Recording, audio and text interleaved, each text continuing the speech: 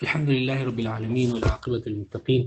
والصلاة والسلام على رسوله خير خلقه محمد وعلى آله وصحبه أجمعين. أما بعد فأعوذ بالله من الشيطان الرجيم. بسم الله الرحمن الرحيم. يا أيها الذين آمنوا كلوا من طيبات ما رزقناكم واشكروا لله إن كنتم إياه تعبدون. وقال تعالى يا أيها الرسل كلوا من الطيبات واعملوا صالحا.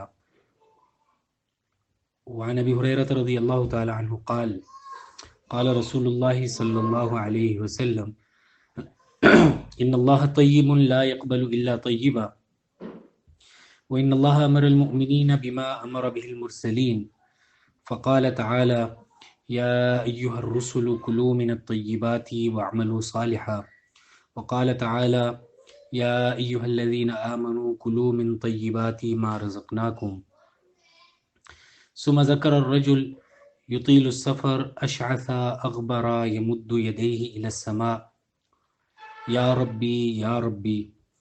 ومطعمه حرام وملبسه حرام وغزي بالحرام فأنا يستجاب له. رواه مسلم. صدق الله العظيم وبلغنا رسوله النبي الكريم ونحن على ذلك لمن الشاهدين والشاكرين والحمد لله رب العالمين. اللہ کے فضل و کرم سے امام نبوی رحمہ اللہ کی 40 احادیث کے انتخاب پر مشتمل کتاب الاربعون للنووی کی 10ویں حدیث پر گفتگو کا آغاز کیا جا رہا ہے۔ امام نبوی رحمہ اللہ اس روایت کو امام مسلم رحمۃ اللہ علیہ سے لے کر آئے ہیں۔ امام مسلم نے اپنی صحیح مسلم میں یہ روایت ذکر کی ہے اور اس کے راوی حضرت ابو ہریرہ رضی اللہ تعالیٰ عنہ ہیں۔ وہ کہتے ہیں کہ اللہ کے رسول صلی اللہ علیہ وسلم نے ارشاد فرمایا کہ اللہ جل شانہ پاک ہے اور پاکیزہ چیزوں کے علاوہ کسی چیز کو قبول نہیں کرتے، صرف پاک چیزوں کو ہی قبول کرتے ہیں۔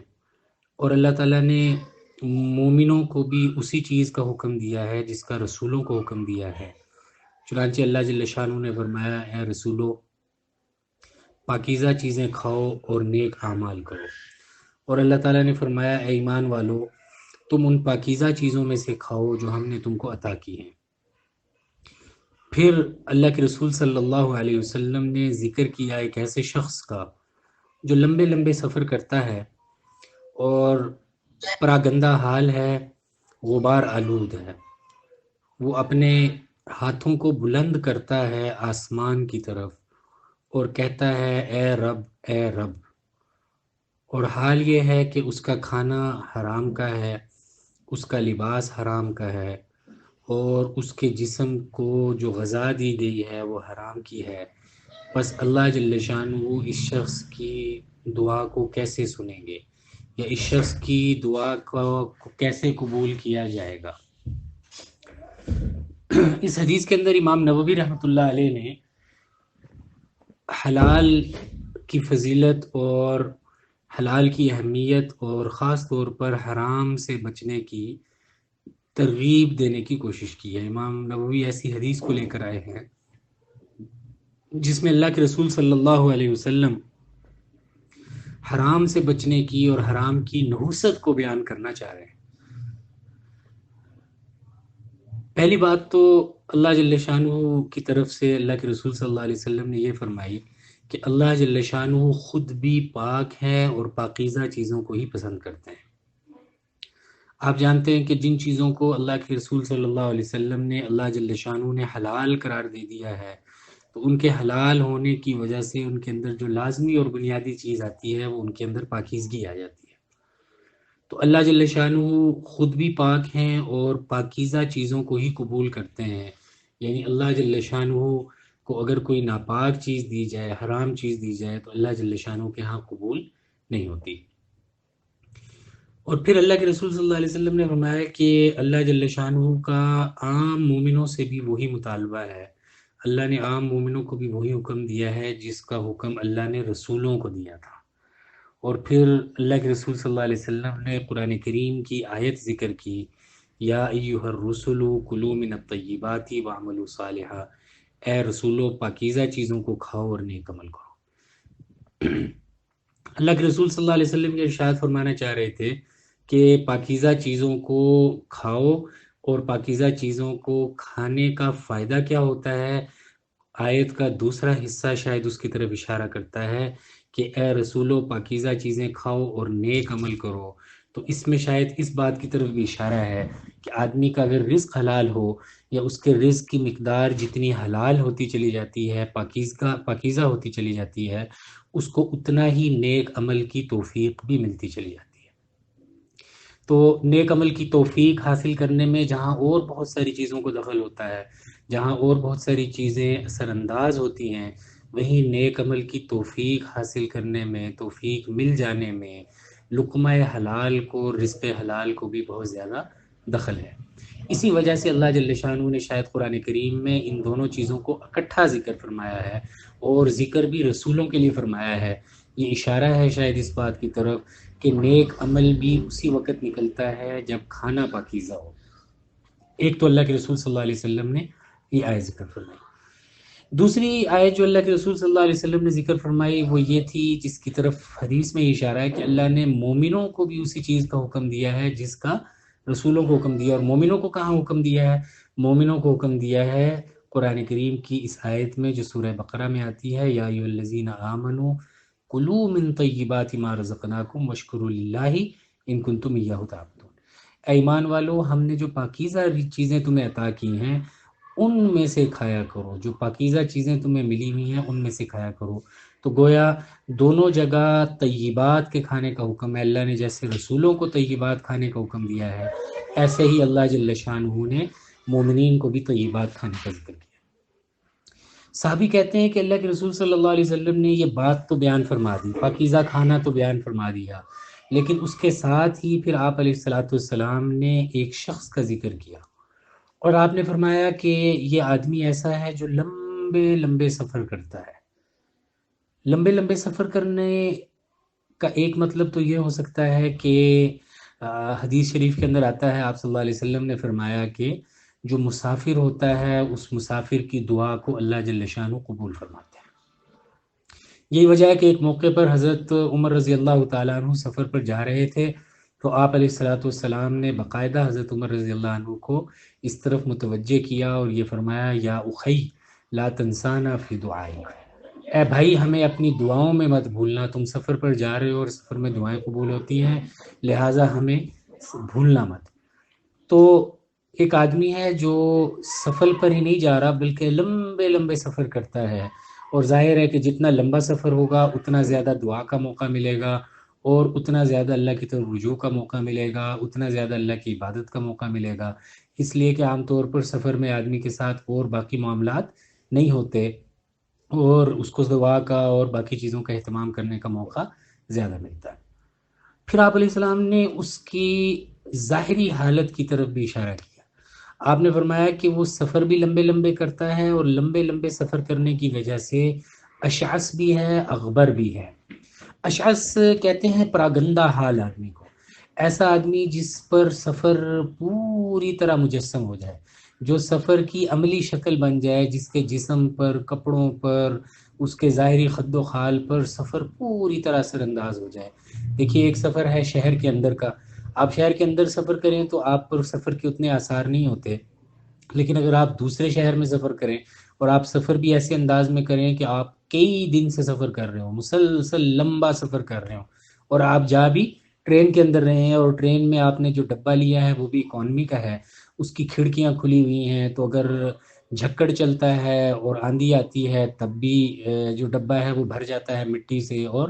ہر طرح کی آلودگی سے، اور اگر دھوپ ہے اور گرمی ہے تو گرمی کے تھپیڑے اندر آ رہے ہیں اور لو کے تھپیڑے اندر آ رہے ہیں، اور آدمی پسینے سے شرابور ہو رہا ہے، اور اس کے نتیجے میں اس کے چہرے پر بھی خاک پڑ رہی ہے اور گرد پڑ رہی ہے، اور اس کے جسم کے اوپر بھی گرد پڑ رہی ہے، تو اس کو دیکھتے ساتھ ہی کوئی اندازہ کر لے گا کہ یہ شخص بہت زیادہ سفر کر چکا ہے۔ اس کے کپڑے بھی شکن آلود ہو گئے، اس کے جسم کے اوپر بھی تھکاوٹ کے آثار ہیں، اس کے ظاہری خد و خال پر بھی سفر اثر انداز ہو گیا ہے۔ آپ علیہ السلام نے ان تین علامات کو ذکر کیا کہ ایک تو لمبے لمبے سفر کرتا ہے، اور ان لمبے سفروں میں ویسے ہی دعائیں قبول ہوتی ہیں جیسے میں نے آپ کو عرض کیا، اور پھر ان لمبے سفروں کے ساتھ اس کو دیکھ کر عام آدمی کو بھی رحم آ جاتا ہے۔ اس کو عام آدمی بھی اگر دیکھے اور یہ عام آدمی سے بھی کچھ مانگے تو وہ فوری طور پر اپنے جیب میں ہاتھ ڈال کر کچھ نہ کچھ اس کو دے دے کہ اس کو تو واقعی سفر نے توڑ کر رکھ دیا ہے، ظاہری طور پر سفر نے اس کو کہیں کا نہیں چھوڑا۔ ان تین کیفیات کے ساتھ آپ علیہ السلام نے ایک چوتھی کیفیت بیان فرمائی اور فرمایا کہ یمد یدیہ الی السماء۔ مد یمد، مدن کا معنی آپ جانتے ہیں عربی زبان کے اندر ہوتا ہے بلند کرنا، بڑھانا، اس لیے جو مد ہوتی ہے وہ حرف کو بڑھا دیتی ہے۔ آپ ایک حرف کو ادا کر رہے ہیں اور اگر اس کے اوپر مد نہیں ہے تو آپ اسے ایک دفعہ ادا کرتے ہیں اور ادا کر کے آگے نکل جاتے ہیں، لیکن اگر آپ اس پر مد آ جائے تو پھر آپ نے پڑھا ہے اور آپ پڑھ لیں گے کہ 3 مد 7 مد تک، 3 حرف تک، 7 حرف تک اسے بڑھایا جاتا ہے، یعنی 3 دفعہ انگلی کو کھولا جائے، ایک انگلی دوسری اور تیسری، تو اتنا ایک مد کا فاصلہ ہوتا ہے، اتنا ایک مد کی مقدار ہوتی ہے۔ تو مد کا معنی ہی کیا ہوتا ہے؟ کھینچنا۔ آپ ایک حرف کو کھینچ رہے ہیں، اگر تا کے اوپر مد آیا ہوا ہے تو آپ تا کو کھینچ رہے ہیں، لام کے اوپر مد آیا ہوا ہے تو آپ لام کو کھینچ رہے ہیں، میم کے اوپر مد آیا ہوا ہے تو آپ میم کو کھینچ رہے ہیں۔ تو یہ آدمی صرف اپنے ہاتھ بلند نہیں کر رہا، ایسے نہیں ہے کہ یہ عام آدمیوں کی طرح اپنے ہاتھ بلند کرتا ہے جو کبھی چہرے تک آ جاتے ہیں، کبھی چہرے سے تھوڑا سا نیچے آ جاتے ہیں، کبھی تھوڑی تک آ جاتے ہیں، کبھی سینے کے قریب ہو جاتے ہیں، کبھی چہرے کے ساتھ آ کر لگ جاتے ہیں۔ نہیں، یہ آدمی اپنے ہاتھوں کو آسمان کی طرف بلند کرتا ہے۔ آپ نے یہ نہیں فرمایا یمد یدیہ الی وجہہ کہ یہ آدمی اپنے چہرے کی طرف اپنے دونوں ہاتھوں کو بلند کرتا ہے، بلکہ یہ فرمایا کہ یہ اپنے دونوں ہاتھوں کو اٹھاتا ہے اور اٹھاتا ہی چلا جاتا ہے، یہاں تک کہ دیکھنے والے کو لگتا ہے کہ اس نے چہرے کی طرف ہاتھ نہیں بلند کیا ہوا، اس نے آسمان کی طرف ہاتھ بلند کیا ہوا۔ تو ظاہری حالت میں بھی خستگی،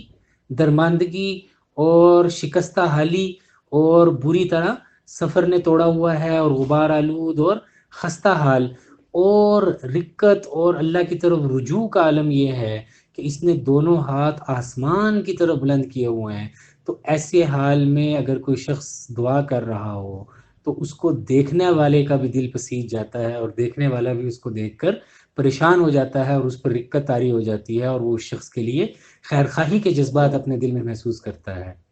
آپ علیہ السلام نے یہ پوری تصویر کشی فرمائی اور پھر آپ نے فرمایا کہ یہ اپنے دونوں ہاتھوں کو بلند کر کے بار بار اللہ سے کیا کیا رہا ہے؟ یا ربی یا ربی، اے میرے رب، اے میرے رب۔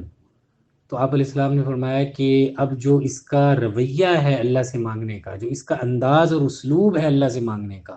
وہ تو اس بات کا متقاضی ہے کہ یہ اپنے منہ سے نکالے اور اللہ جل شانہ فوراً قبول کر لے۔ بہت ساری ایسی چیزیں اکٹھی ہو گئی ہیں جو اللہ کی رحمت کو اور اللہ کی فضل کو متوجہ کرنے والی ہیں اور اللہ کے فضل اور رحمت کو عطا کرنے والی ہیں۔ اس کا سفر میں ہونا، اس کے کپڑوں کا غبار آلود ہونا، اس کے پراگندہ حال ہونا اور اس کے ساتھ ساتھ اس کا اپنے دونوں ہاتھوں کو آسمان کی طرف بلند کر لینا اور اس کے ساتھ پھر اس کا یا رب کہنا۔ تو آپ علیہ السلام نے فرمایا اس سب کے باوجود، اس ساری کیفیت کے باوجود جس کا ہمیں مظاہرہ ہو رہا ہے، آپ نے فرمایا اس کا کھانا حرام کا ہے، مطعمہ حرام،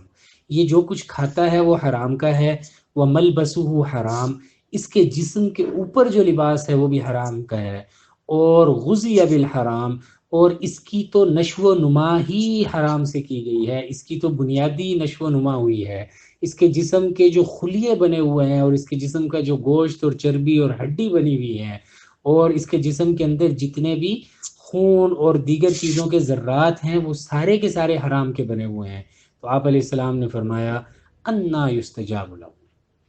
اس کی دعا کو اللہ جل شانہ کیسے قبول فرما سکتے ہیں؟ ہم نے اپنے استاد اور شیخ سے جب یہ حدیث پڑھی اور مسلم کے اندر بھی حدیث آئی، ہم نے جب مشکات شریف میں یہ حدیث ان سے پڑھی اور بعد میں پھر ہم نے ان سے مسلم بخاری بھی پڑھی الحمدللہ،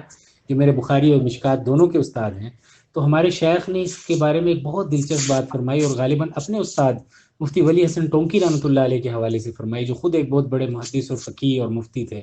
فرمایا کہ استاد صاحب نے ہمیں جب یہ حدیث پڑھائی تو ہمیں حدیث فرماتے ہوئے استاد صاحب نے ہمیں یہ فرمایا کہ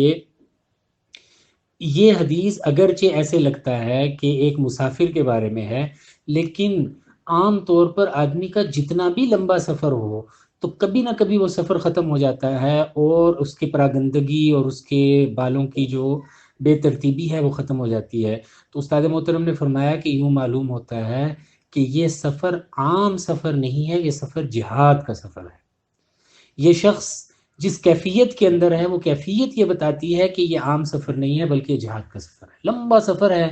آپ اپنے گھر سے نکل گئے، اب آپ کو ڈپیوٹ کر دیا گیا ہے، آپ کی ڈیوٹی لگ گئی ہے، آپ سرحد پر چلے گئے ہیں، اور آپ جانتے ہیں کہ سرحد جو ہوتی ہے وہ کسی بھی ملک کا آخری کنارہ ہوتا ہے، لمبا سفر کر کے آپ کو سرحد تک پہنچنا پڑتا ہے، اور پھر وہاں پر دشمن سے مسلسل مڈبیر چل رہی ہے، دشمن نے مسلسل آپ کو مصروف کر رکھا ہے، اس کے انگیج رکھنے کی وجہ سے آپ کو اپنے بال درست کرنے کا وقت نہیں مل رہا، اپنے جسم کے کپڑے درست کرنے کا وقت نہیں مل رہا، اپنی تھکاوٹ کو دور کرنے کا وقت نہیں مل رہا، آرام کا وقت نہیں مل رہا،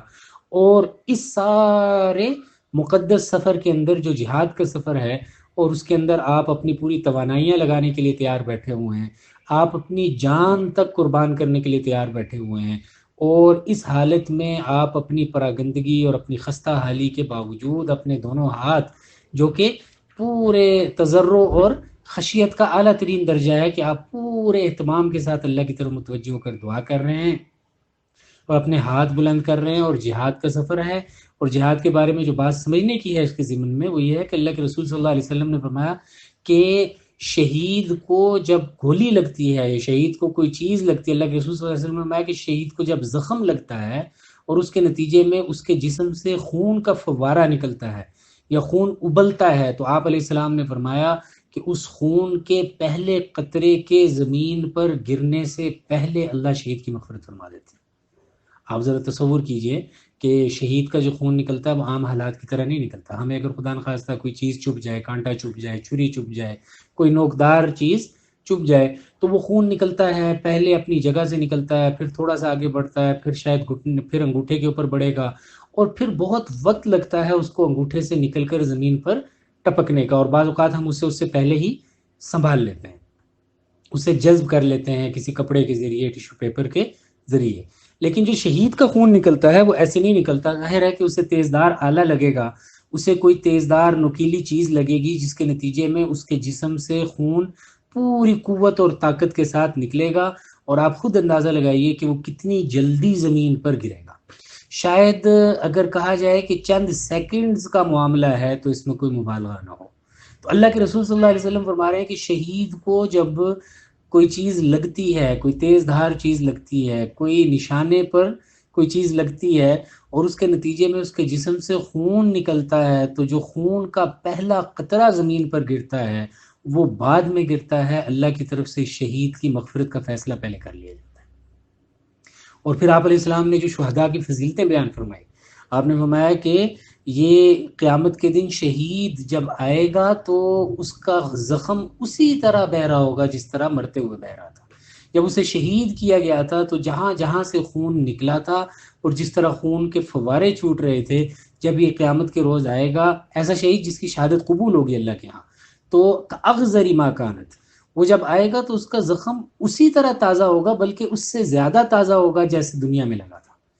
یعنی وہ پوری کی پوری تازگی ہوگی جسم کی، اور خون اس طرح ہی بہ رہا ہوگا اور ابل رہا ہوگا، اور آپ نے فرمایا کہ دیکھنے والے اسے دیکھیں گے اور اس کا خون نکل رہا ہوگا، لیکن فرق یہ پیدا ہو جائے گا کہ لونہ لون الدم و ریحہ ریح المسک، کہ اس کا جو رنگ ہے وہ تو خون کا رنگ ہوگا، سرخ رنگ ہوگا، لیکن اس کی جو خوشبو ہے وہ مشک کی طرح ہوگی۔ تو گویا شہید جب قیامت کے دن میدان حشر میں آئے گا تو اس کے ارد گرد کے لوگ اس کے جسم سے نکلنے والی خوشبو سے متوجہ ہوں گے اور اس کو دیکھ دیکھ کر رش کریں گے کہ یہ کیسا آدمی ہے کہ جس کے جسم سے نکلنے والا خون بھی مشک کی خوشبو رکھتا ہے۔ یہ ساری بات آپ کو اس لیے عرض کی، اس کی کیفیت اور پھر شہادت، جیسے کہ استاد صاحب نے فرمایا کہ یہ جہاد کا موقع ہو سکتا ہے، کہ اس ساری کیفیت کے باوجود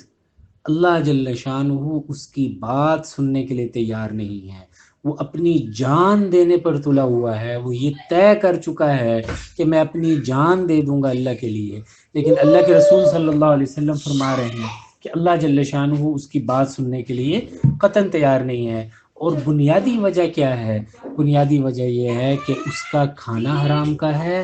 اس نے جو کچھ کمایا ہے یا جو کچھ وہ کماتا ہے اور کھاتا ہے وہ حرام کا ہے، اور اس کا لباس حرام کا ہے، یعنی جو اس نے اوپر اوڑھ رکھا ہے وہ بھی حرام کا ہے، اور جو اس کے جسم کے اندر جا رہا ہے وہ بھی حرام کا ہے، اور اس کی جو افزائش ہوئی ہے، اس کی جو نشو و نما ہوئی ہے، اس کی جو پرورش ہوئی ہے، اٹھان ہوئی ہے، وہ اٹھان بھی حرام کی۔ ایسے نہیں ہے کہ اس نے آج حرام کھایا ایک دفعہ، یا اس نے کبھی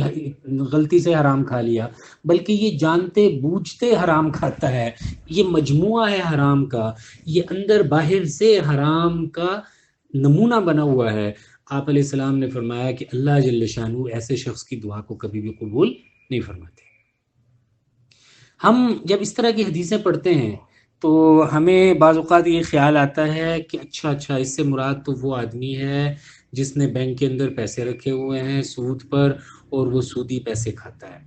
اچھا، اس سے مراد وہ آدمی ہے جو رشوت لیتا ہے، اور رشوت لینے والے اور دینے والے کے بارے میں اللہ کے رسول صلی اللہ علیہ وسلم نے فرمایا الراشی والمرتشی کلاہما فی النار۔ ہاں، اس سے مراد وہ آدمی ہو سکتا ہے کہ جو سود پر لوگوں کو پیسے دیتا ہے، لوگوں کو قرض دیتا ہے سود پر، اور پھر اس قرض کے بدلے میں بہت زیادہ ان سے پیسے کماتا ہے۔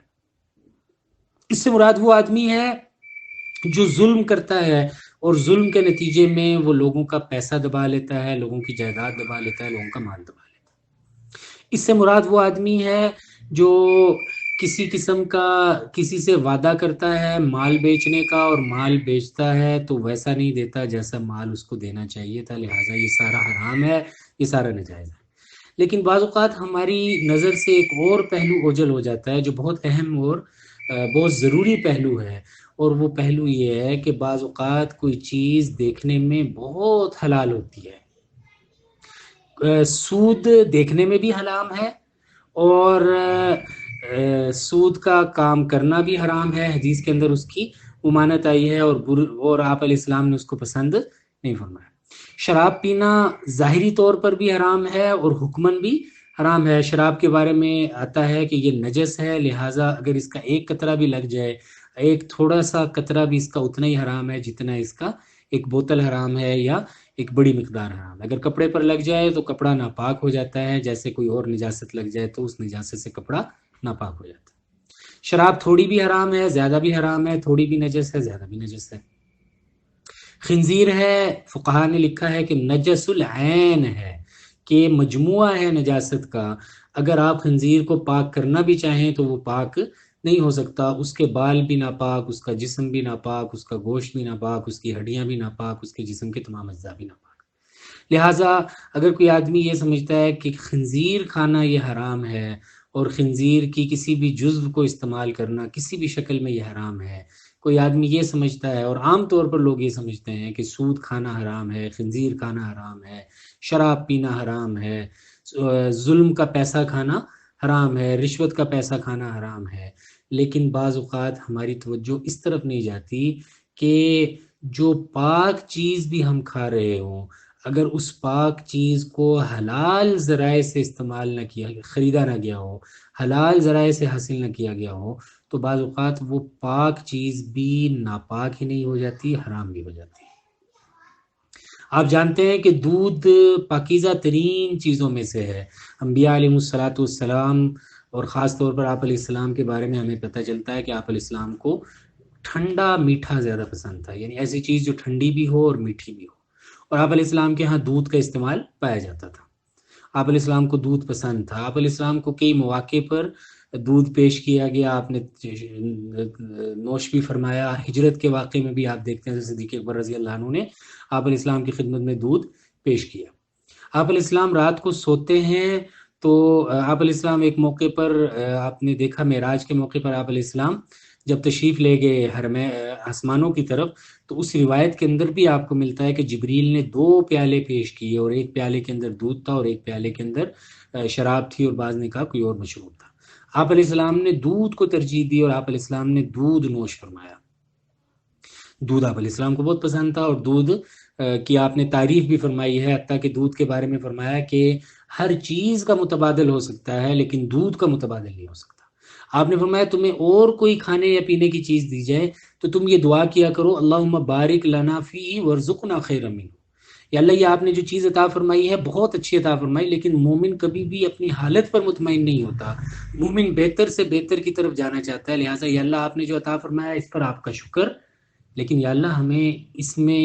برکت بھی دے اور اس سے بہتر عطا فرما، بارک لنا فیہ ورزقنا خیرا منہ۔ لیکن دودھ کے بارے میں آپ نے فرمایا کہ نہیں، اگر دودھ تمہیں دے دیا جائے تو پھر اس سے بہتر آنا ممکن نہیں، لہٰذا اب کوالٹیٹیولی تو آپ اضافے کی دعا نہیں کر سکتے۔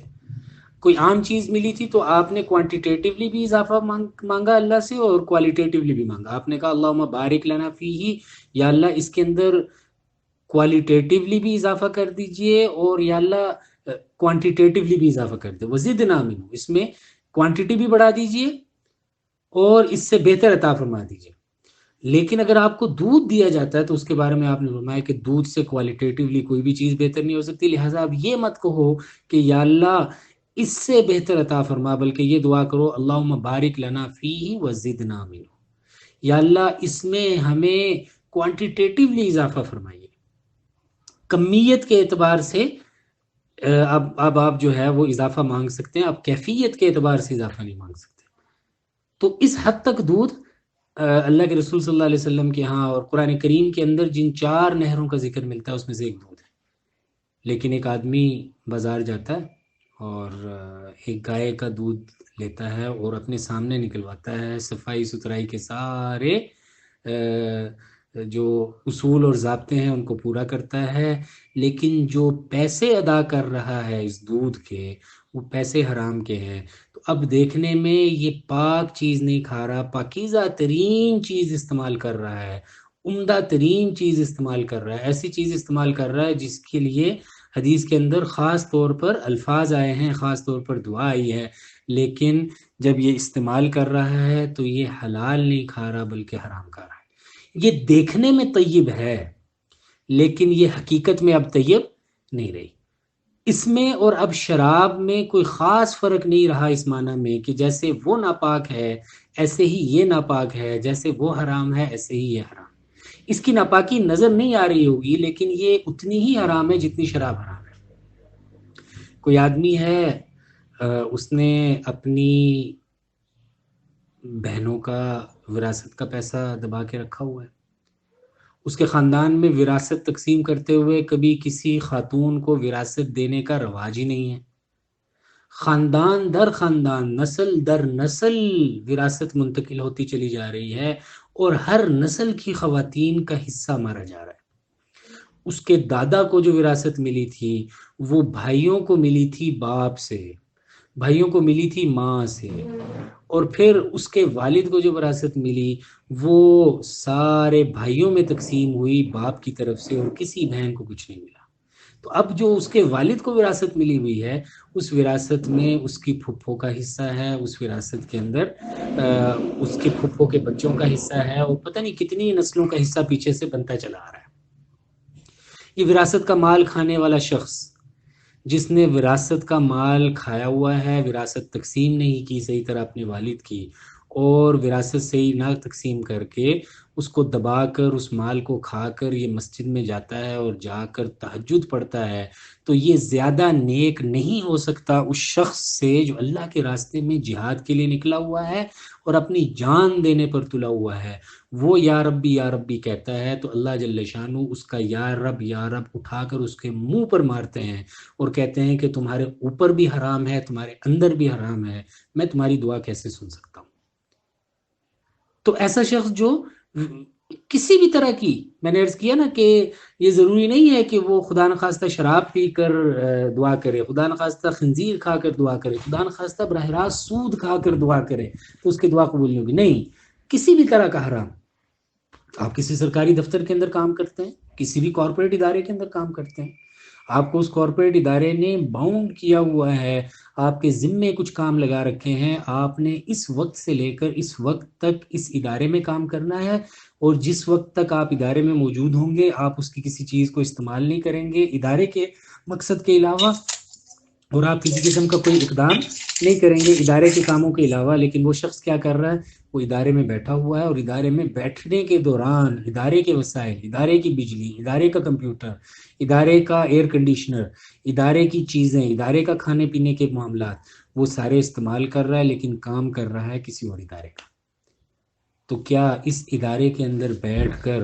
اس ادارے کے وقت میں، اس ادارے کی سہولیات کو استعمال کرتے ہوئے جو کام آپ کسی اور ادارے کا کر رہے ہیں، تو اس کے نتیجے میں ایک آپ کی یہ آمدنی جو یہاں سے آپ کو مل رہی ہے، اس آمدنی کی مقدار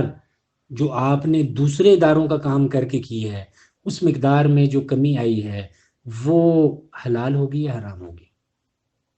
اور پھر اس ادارے کے اندر بیٹھ کے آپ نے دوسرے ادارے کا جو کام کیا ہے، اور دوسرے ادارے کے کام کرنے کے نتیجے میں اس ادارے کی طرف سے آپ کو جو اجرت دی جائے گی، جو معاوضہ دیا جائے گا، تو کیا وہ معاوضہ آپ کے لیے حلال ہوگا یا حرام ہوگا؟ اب آپ اس مال کو استعمال کر کے اپنے لیے خوبصورت سفید رنگ کا کرتا سلواتے ہیں، اور خوبصورت کپڑے سلواتے ہیں، اور نئی ٹوپی خریدتے ہیں، اور آپ اس نئی ٹوپی اور نئے کپڑوں کو رمضان کی تاک راتوں کے اندر جا جا کے مسجد کے اندر تہجد پڑھتے ہیں، اور قیام اللیل کے اندر شریک ہوتے ہیں، اور آخری عشرے میں اعتکاف کرتے ہیں، تو اللہ کے رسول صلی اللہ علیہ وسلم نے فرمایا کہ عین ممکن ہے کہ اللہ جل شانہ اس زمانے کی گئی ساری دعائیں اٹھا اٹھا کے منہ پر مارے کہ تمہارے جسم پر کپڑا بھی حرام کا، تم نے جو غذا کھائی ہوئی ہے وہ بھی حرام کی ہے، ہم تمہاری دعا کیسے سن لیں؟ کوئی آدمی ہے اور اس نے کسی کے ساتھ معاہدہ کر رکھا ہے کہ میں تمہارا کام کروں گا، اور تمہارا کام اس طرح کروں گا، اور اس معیار اور اس مقدار کی چیز تمہارے حوالے کروں گا، اور ایک خاص وقت کا وعدہ کر لیا، اور اس خاص وقت میں جب وہ چیز اس کے حوالے کی تو نہ وہ اس معیار کی تھی نہ اس مقدار کی تھی، اس نے معیار میں بھی کمی کر لی، مقدار میں بھی کمی کر لی۔ اب اس کے جو یہ کمی اس نے کی ہے، اور اس کمی کرنے کے نتیجے میں اس کے اندر جو نقصان ہوا ہے اس شخص کو، اور اس شخص کو جو مالی مقدار اور معیار کا کمی اس نے کر کے دی ہے، اس کے نتیجے میں جو پیسے اس نے کمائے ہیں وہ حلال کے ہیں۔ کوئی آدمی ہے وہ مکان بیچتا ہے اور خریدتا ہے، اور مکان کرائے پر چڑھاتا ہے، اس کا پراپرٹی ڈیلنگ کا کام ہے، اور اس پراپرٹی ڈیلنگ کے کام کے اندر وہ لوگوں کے ساتھ معاملات کرتا ہے، اس کے پاس لوگ آتے ہیں ان کے ساتھ معاملات کرتا ہے، اور ایک آدمی آتا ہے اور وہ آگے کہتا ہے مجھے اس طرح کا گھر چاہیے جس میں یہ خوبی ہونی چاہیے، اور خاص طور پہ کچھ چیزوں کا ذکر کرتا ہے کہ اس میں یہ کمی نہیں ہونی چاہیے۔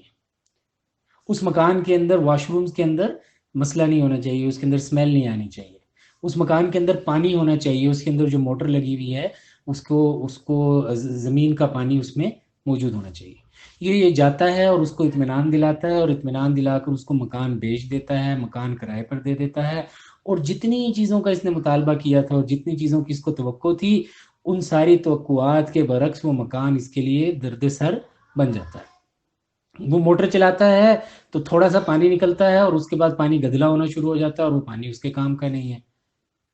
وہ گھر کی کوئی بھی چیز استعمال کرنا چاہتا ہے تو گھر کی کوئی بھی چیز استعمال کرنے کے قابل نہیں لگتی،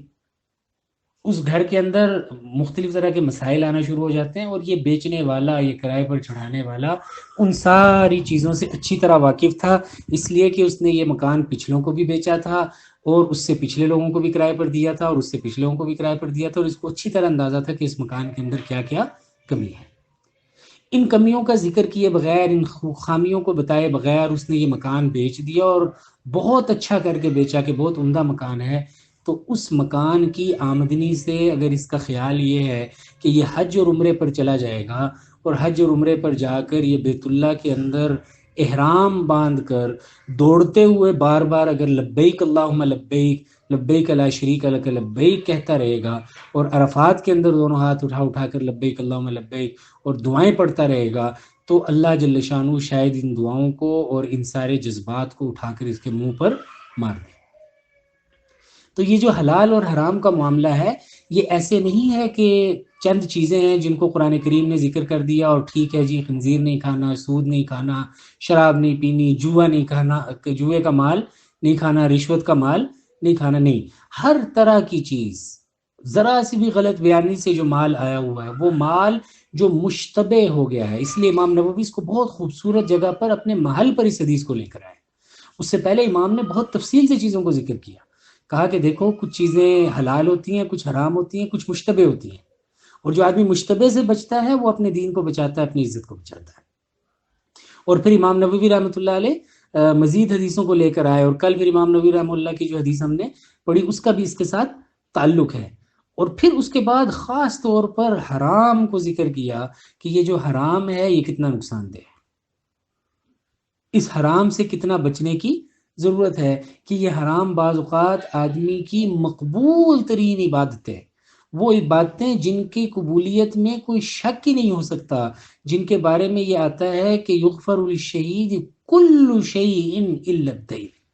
کہ شہید کے سارے گناہوں کو معاف کر دیا جاتا ہے سوائے قرضے کے۔ لیکن یہ حرام کا کھانا بعض اوقات شہادت کے رتبے پر اثر انداز ہو جاتا ہے، یہ شہادت کی فضیلت پر اثر انداز ہو جاتا ہے۔ تو امام نووی رحمہ اللہ اس حدیث کو اس لیے لے کر آئے، اور اس پر بہت زیادہ فکر کرنے کی اور بہت زیادہ غور کرنے کی ضرورت ہے۔ آج کل ہمیں اللہ جل شانہ سے بار بار یہ شکوہ ہوتا ہے کہ ہم اللہ سے دعا کرتے ہیں اور اللہ تعالیٰ ہماری دعا قبول نہیں کرتے، اور بعض اوقات ہم سراپا حرام ہوتے ہیں۔ ہم جس گاڑی میں جا رہے ہوتے ہیں وہ گاڑی ظلم کے مال کی ہوتی ہے، وراثت کا مال کھایا ہوا ہوتا ہے اور اس سے گاڑی لی ہوئی ہوتی ہے، کسی کی زمین دبائی ہوئی ہے، کسی بیوہ کا مال دبایا ہوا ہے، کسی فقیر کا مال دبایا ہوا ہے، کسی کی پیمنٹ کرنی تھی اور وہ پیمنٹ آدھی کر دی، آدھی دبا لی، کسی مزدور سے کام کروایا اور اس نے کام پورا کر دیا اور اس کی مزدوری ادا نہ کی، کسی سے پیسے لیے اور پیسے دبا کر بیٹھ گئے اور واپس نہیں کیے، کسی سے کوئی چیز خریدی اور وہ ٹھیک نہیں تھی، دکان کے اوپر بیٹھے ہوئے ہیں اور کوئی آدمی آیا اور اس نے آ کر کہا کہ یہ بریڈ تازہ ہے، اس نے کہا بالکل تازہ ہے، اور یہ جانتا ہے کہ یہ 1 ہفتہ پرانی بریڈ ہے، تو کیا یہ مال حلال ہوگا؟ کوئی آدمی آتا ہے اور وہ آ کر کہتا ہے کہ بیسن دے دو، اور تازہ بیسن دینا، اور یہ جانتا ہے کہ یہ بیسن ٹھیک نہیں ہے، اس کے اندر کوئی مسئلہ ہے، یہ شکایت آ رہی ہے اس بیسن کے بارے میں، اور یہ پرانا ہو چکا ہے، اور یہ کہتا ہے کہ نہیں یہ بیسن تو بالکل تازہ ہے، پچھلے ہفتے ہی آیا ہے۔ تو یہ جو ہم اپنے رزق کے اندر وَتَجْعَلُونَ رِزْقَكُمْ أَنَّكُمْ تُكَذِّبُونَ، یہ جو ہم اپنے رزق کے حاصل کرنے میں جھوٹ کی آمیزش، رشوت کی آمیزش، ظلم کی آمیزش، غلط بیانی کی آمیزش، لوگوں کے حقوق دبا لینے کی آمیزش، صحیح چیز کو غلط چیز کو صحیح چیز بنا کر بیچنے کی آمیزش کر لیتے ہیں۔ ان آمیزشوں کا نقصان یہ ہوتا ہے کہ بعض اوقات آپ مسائل کے اندر اور پریشانیوں کے اندر مبتلا ہوتے ہیں، اور آپ اللہ کی طرف رجوع کر رہے ہوتے ہیں، گڑ گڑا کر اللہ سے مانگ رہے ہوتے ہیں، اور اللہ جل شانہ آپ کی بات سننے کے لیے تیار ہی نہیں ہوتے، بلکہ آپ جو اللہ کے سامنے کر رہے ہوتے ہیں اور جو دعائیں کر رہے ہوتے ہیں وہ اٹھا اٹھا کر آپ کے منہ پر ماری جا رہی ہوتی ہیں۔ تو امام نووی رحمہ اللہ اس حدیث کے اندر بنیادی طور پر ہمیں یہ بات سمجھانا چاہ رہے ہیں، اس لیے اس حدیث کو لانے کا مقصد یہ ہے کہ آدمی جتنا بھی کمائے پاکیزہ کمائے اور پاکیزہ کھائے۔ اگر آدمی پاکیزہ کمائے اور پاکیزہ کھائے تو اس پاکیزہ کمانے اور کھانے کا اثر آدمی کے اعمال صالحہ پر پڑتا ہے، اللہ جل شانہ نیک عمل کی توفیق عطا فرماتے ہیں، اور اللہ جل شانہ اس کی دعاؤں کو بھی قبول فرماتے ہیں۔ اور اگر آدمی کا رزق اور آدمی کے وسائل رزق حلال کے نہ ہوں یا حلال کے تو ہوں لیکن وہ اپنی حرکتوں کی وجہ سے انہیں حرام کر دے، تو پھر اس کے نتیجے میں بعض اوقات اللہ جل شانہ اس کی انتہائی عاجزی اور انتہائی پریشانی کے اندر اور انتہائی توجہ اور یکسوئی کے ساتھ کی گئی دعا کو بھی قبول نہیں فرماتے۔ اللہ جل شانہ ہمیں حلال کمانے اور حلال کھانے کی اور حرام سے بچنے کی توفیق عطا فرمائے۔ وآخر دعوانا الحمدللہ رب العالمین۔